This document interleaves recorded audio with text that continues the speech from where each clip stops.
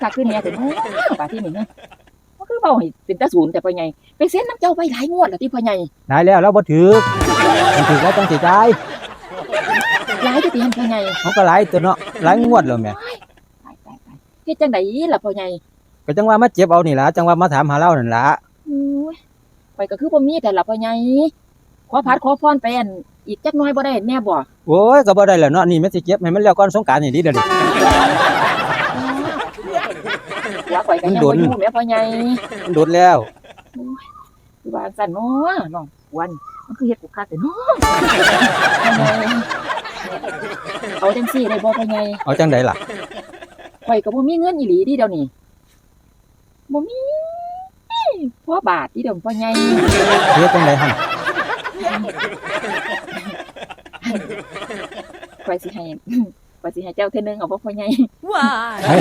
สิไปคุ้มค่ากันอยู่บ่ ผมก็ร้องเบิดซะแล้วพ่อใหญ่บ่ร้องก็บ่ฮู้ดิพ่อใหญ่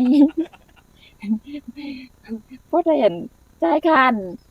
เลขนี่แหมพ่อใหญ่สดเซยกันดีเด้อพ่อใหญ่